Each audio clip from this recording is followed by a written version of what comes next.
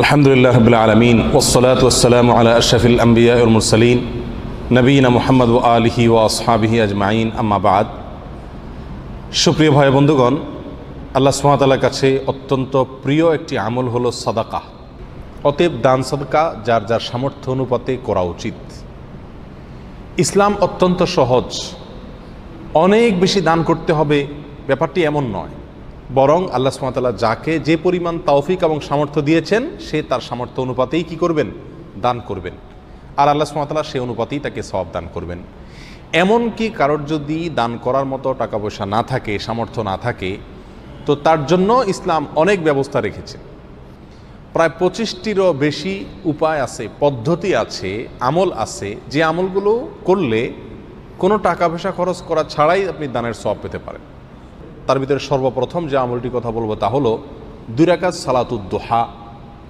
সহিহ মুসলিমের হাদিসে আসছে এবং অনেক হাদিসের কিতাবে আসছে, নবী আলাইহিস সালাম ইরশাদ করেছেন, বান্দার শরীরে যতগুলো জোড়া আছে এই সবগুলোর পক্ষ থেকেই বান্দার উচিত প্রতিদিন সাদকা করা।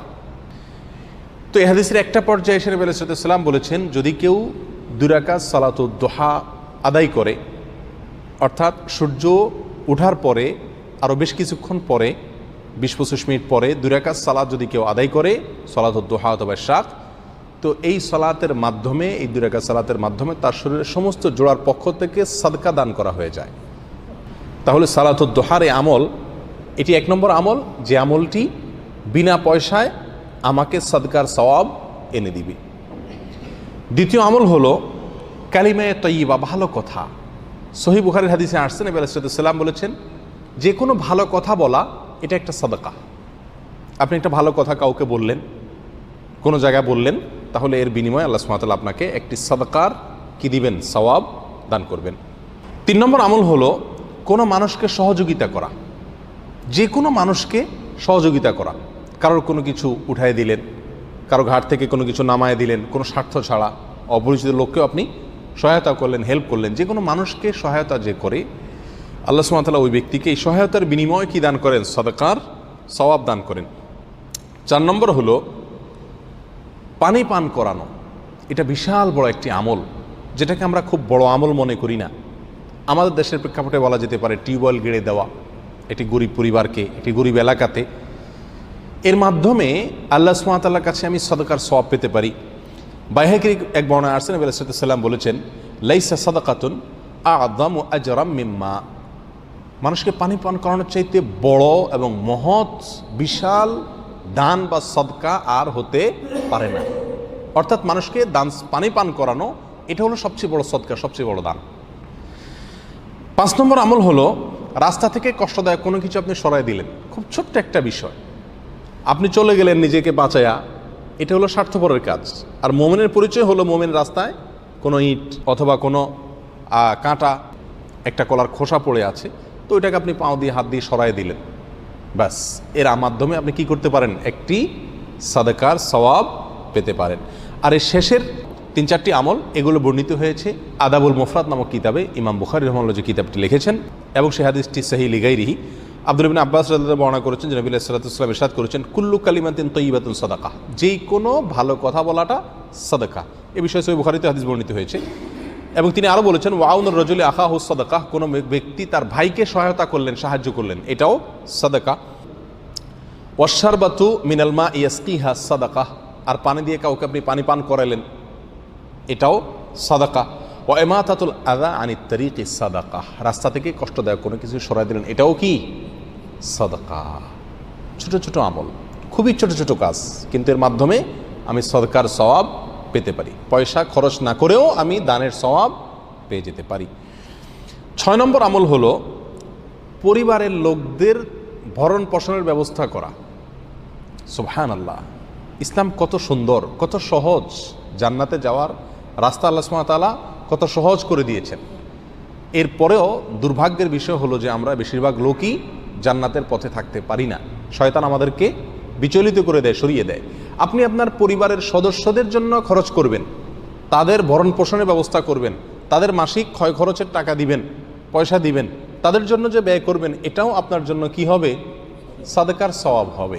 কোনো কোনো বর্ণনা আসছে তুমি তোমার পরিবারের তোমার স্ত্রীর মুখে যে লোকমা তুলে দিচ্ছ, যে খাবার তুলে দিচ্ছ, অর্থাৎ যে খাবারের ব্যবস্থা করে দিচ্ছ, অ্যারেঞ্জ করে দিচ্ছ, এর বিনিময়ে তুমি কি পাবে? আল্লাহর কাছে সাদকার সওয়াব পাবে। অনেকে পরিবারের জন্য খরচ করাটাকে বোঝা মনে করে যে আমি এই টাকাটাও বাঁচায় যদি দান সদকা করতে পারতাম তাহলে অনেক ভালো হতো। তাদের ভুল এখান থেকে ভেঙে যাওয়ার কথা। অর্থাৎ পরিবারের জন্য তাদের প্রয়োজনীয় খরচ যেটা অপচয় না করে, অপব্যয় না করে, এটা যদি আমি দেই আল্লাহকে সন্তুষ্ট করার উদ্দেশ্যে, আল্লাহ নির্দেশ পালন করার জন্য, তাহলে ইনশাআল্লাহ এটাও আমার জন্য কি হবে? সাদকা হবে। এবং এ বিষয়ে সহিহ মুসলিম সহ অন্যান্য হাদিসের কিতাবে হাদিস বর্ণিত হয়েছে। 7 নম্বর আমল হলো কোনো ব্যক্তিকে লোন দেওয়া, ঋণ দেওয়া।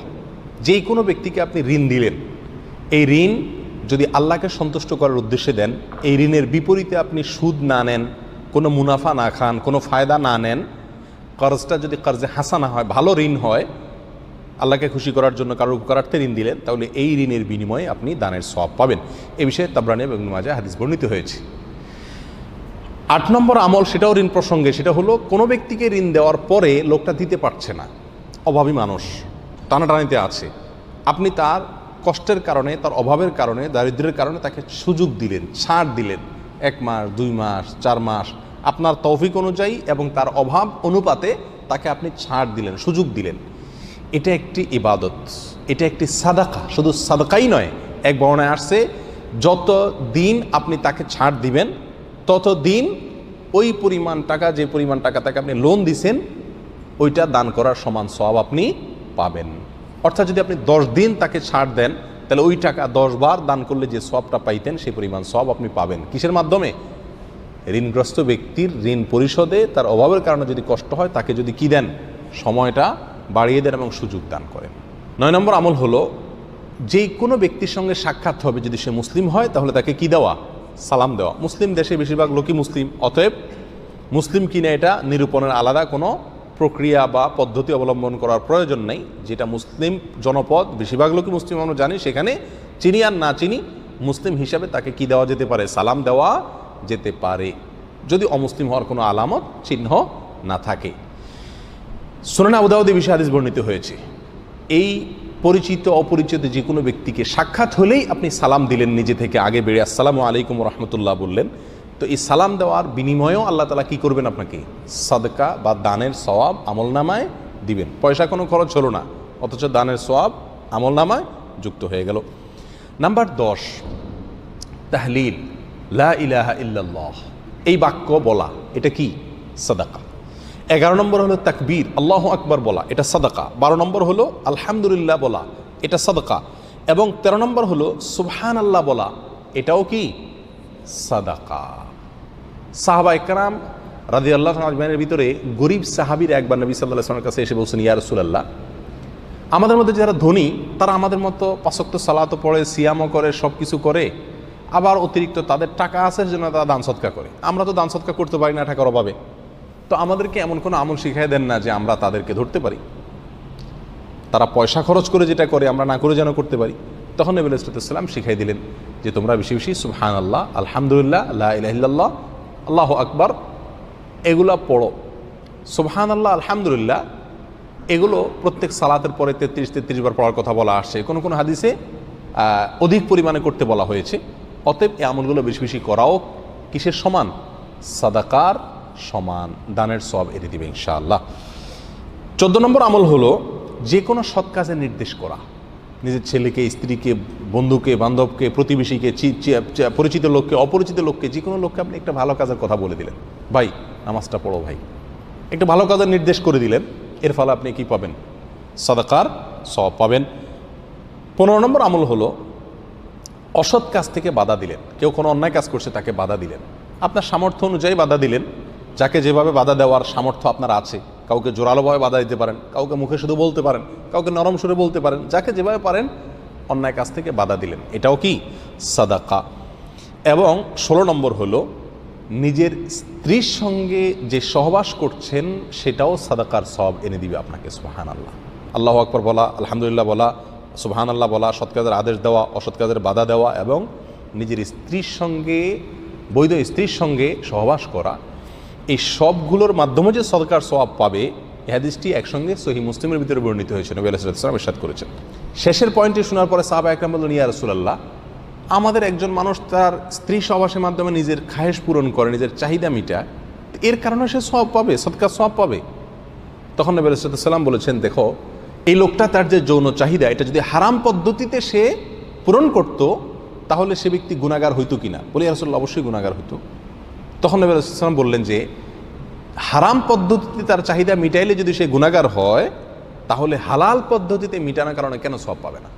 অবশ্যই আল্লাহ তাআলা তাকে সওয়াব দিবেন। কেন দিবেন? এই জন্য যে সে হালাল পদ্ধতিতে তার যৌন চাহিদাকে পূরণ করছে, হারাম পদ্ধতিতে পাও বাড়ায় নাই। 17 নম্বর আমল হলো যে কোনো মুসলিমের সঙ্গে হাসি মুখে সাক্ষাৎ করা, তার সঙ্গে দেখা হলে কি করা? মুস্কি হাসি দেওয়া। এটা সাদাকা। এই আমলটি আমাদের দেশে খুব একটা দেখা যায় না। আমাদের দেশে মুস্কি হাসি বা হাসি মুখে কথা বলা হয়, সাক্ষাৎ করা হয় পরিচিত লোকের সঙ্গে, বন্ধু বান্ধবের সঙ্গে, আপনজনের সাথে। অপরিচিত লোকের সঙ্গে সাধারণত মুডমার নিয়েই আমরা কথাবার্তা বলি। বরং অপরিচিত লোকের সঙ্গে যদি খুব বেশি হাসি খুশি হয়ে সাক্ষাৎ করে তো অনেক সময় মানুষ মনে করে একটু বোকাশোকা টাইপের মানুষ নাকি, হ্যাঁ, কথা নাই, বার্তা নাই, চেনা নাই, পরিচয় নাই, হাসতেছে কেন? আপনারা যারা সৌদি আরবে আছেন দেখছেন যে এই দেশে এই আমলটি মাশাআল্লাহ ব্যাপকভাবে প্রচলিত আছে। এখানে পরিচিত অপরিচিত যে কোনো মানুষের সঙ্গে দেখা হলে সালাম করে মুসাফাহা করা এবং মুস্কি একটা হাসি দেওয়া মুখের উপরে, এই আমলটি এদেশে বেশিরভাগ মানুষের মধ্যে এখনও প্রচলিত আছে। ছোট্ট একটি আমল, তাবাসসুমুকা আলা ওয়াজহি আখিকা সাদাকা। নবী আলাইহিস সালাম বলেছেন, তোমার ভাইয়ের মুখে অর্থাৎ তার সামনে মুস্কি হাসি দিলা, বাস এটা তোমার জন্য কি হবে? সাদাকার সওয়াব পাওয়ার কারণ হবে। 18 নম্বর আমল হলো কোনো ব্যক্তি যদি পথ হারিয়ে ফেলে তাকে পথের সন্ধান দিয়ে দেওয়া। কেউ কোনো জায়গায় যেতে চাচ্ছে, ঠিকানাটা আপনি জানেন, সম্ভব হলে তাকে একদম জায়গা মধ্যে পৌঁছায় দিলেন, আন্নারে সুন্দর করে তাকে লোকেশনটা বলে দিলেন, এক কথায় তাকে তার জায়গায় যেতে সহায়তা করলেন। এর বিনিময়েও কি দিবেন? আল্লাহ সুবহানাহু ওয়া তাআলা সদকার সওয়াব দান করবেন।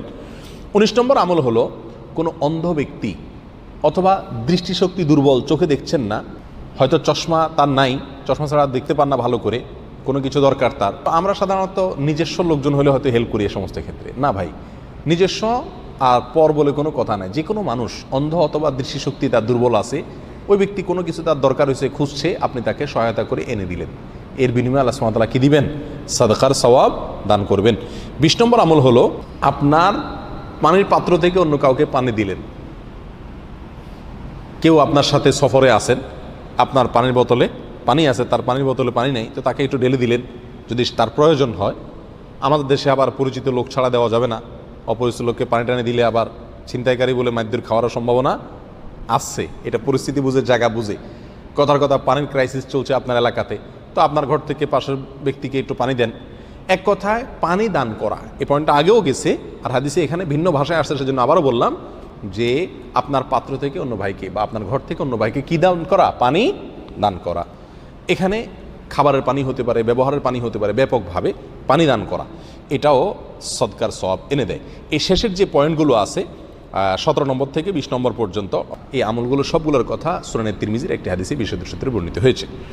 21 নম্বর আমল হলো আপনি আপনার কাজের লোককে সেই খাবার খাওয়াবেন যে খাবার আপনি নিজে খান, অথবা আপনার নিজের সঙ্গে বসিয়ে তাদেরকে খানা খাওয়াবেন, এটাও আপনাকে সদকার সওয়াব এনে দিবে। এর বিনিময়ে আপনি আল্লাহর রাস্তায় দান করার সওয়াব পাবেন, পয়সা দান না করেও দানের সওয়াব পাবেন যদি আপনার সঙ্গে বসে আপনার কাজের লোককে খাওয়ান এবং আপনার মানের খাবার তাকে দেন। আজ এই আমলগুলো আমাদের সমাজে বিশেষ করে একেবারেই বিদায় হয়ে গেছে। কাজের লোক, কাজের বুয়া, কাজের মেয়ে, তারা আমাদের সঙ্গে, আমার ছেলে মেয়ের সাথে, আমার পরিবারের সাথে বসে খাবে, এটা আমরা দোষের মনে করি। এটা এক ধরনের বর্বরতা এবং এটা এক ধরনের অহংকার ছাড়া আর কিছুই নয়। আল্লাহ তাআলা আমাদেরকে হেফাজত করুন।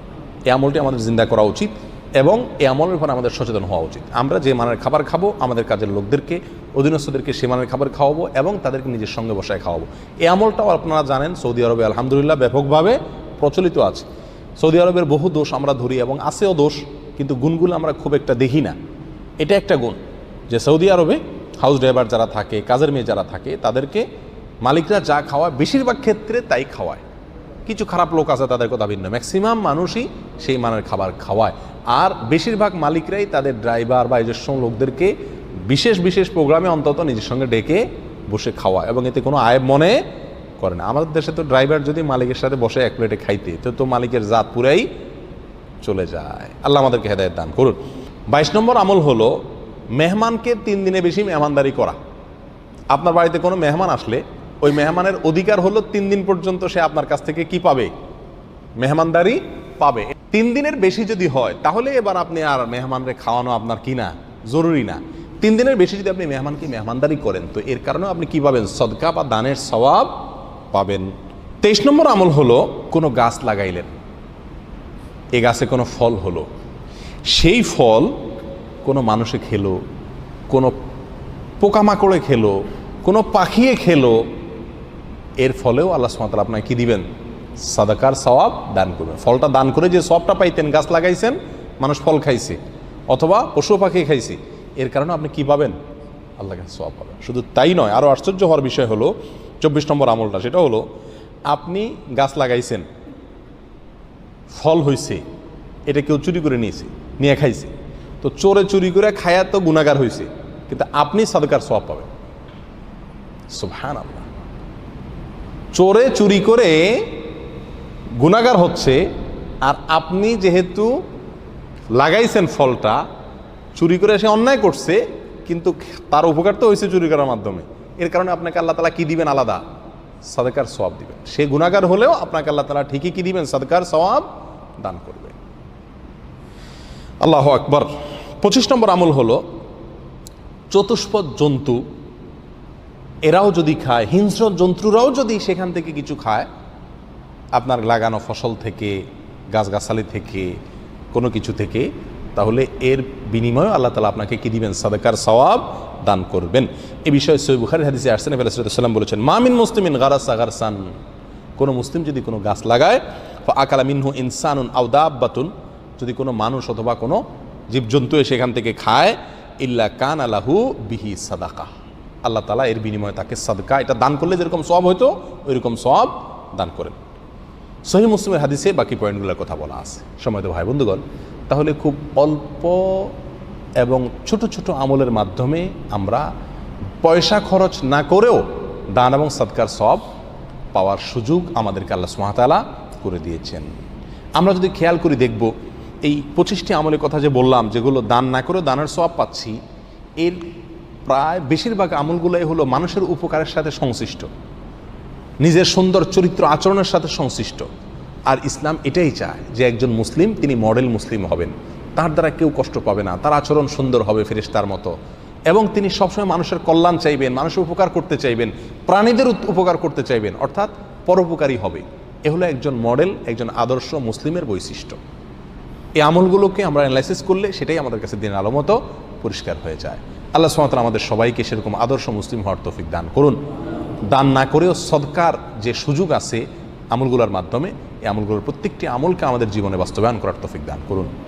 জাযাকুমুল্লাহ ওয়া আখিরু দাওয়ানা আলহামদুলিল্লাহি রাব্বিল আলামিন।